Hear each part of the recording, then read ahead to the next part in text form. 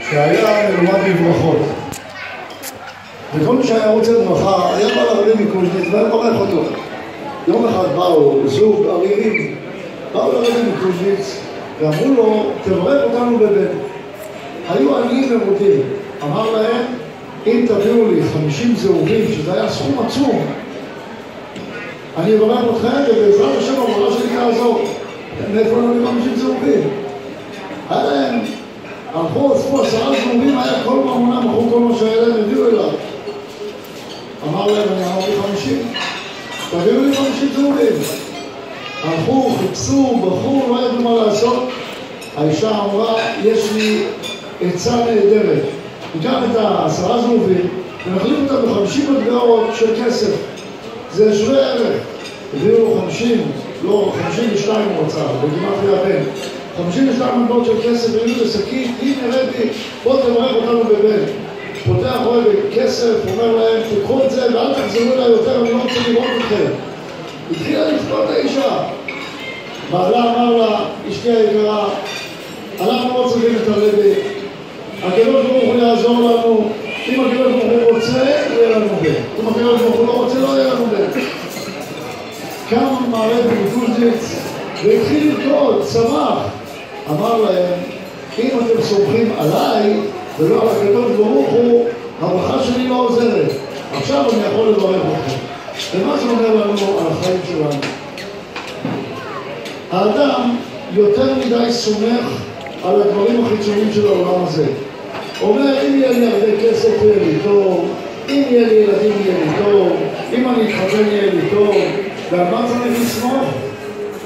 על השם יתברך. כל אחד אומר אני סומך על השם. אבל איך זה מתפרק היום יום שלנו? הקדוש ברוך הוא הנקודה הפנימית של כל אחד ואחד. על מה אתה סומך באמת בחייך?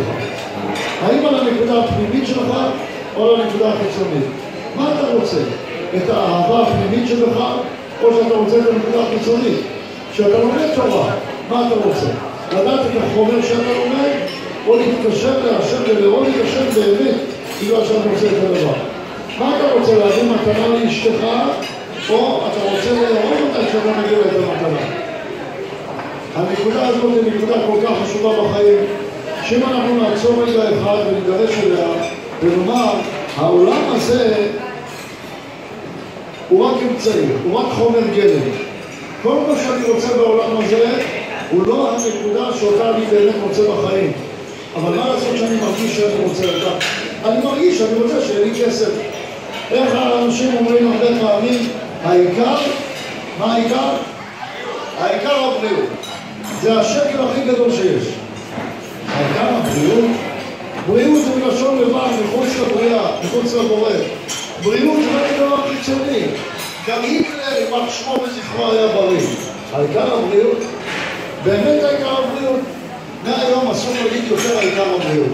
צריך להגיד, העיקר האהבה, העיקר אהבת השם, כי מה זה אומר הבריאות? אבל זו תפיסה כללית בחיים. לא העיקר שיהיה לי כסף. השאלה איך אני אשתמש בו, מה אני אחשוב עליו, איך אני אתייחס אליו. לכן, אם נעצור לרגע עכשיו כולנו, ונשאל את עצמנו, מה היחס שלנו לברית מילה הזאת? מה, באנו לראות עם השמלה היפה שלנו? עם החליפה היפה שלנו? מה אנחנו באמת רוצים עכשיו? מה מספק לנו בלב? מה אני באמת רוצה מבפנים? לעצור להם לחשוב, מה אני רוצה עכשיו? לפי זה תדע מי אתה. לא לפי מה שיש לך מבחוץ. מה שיש לך מבחוץ זה לא אתה, זה לא גם נעלם, הולך לקבר, הכל נרקב.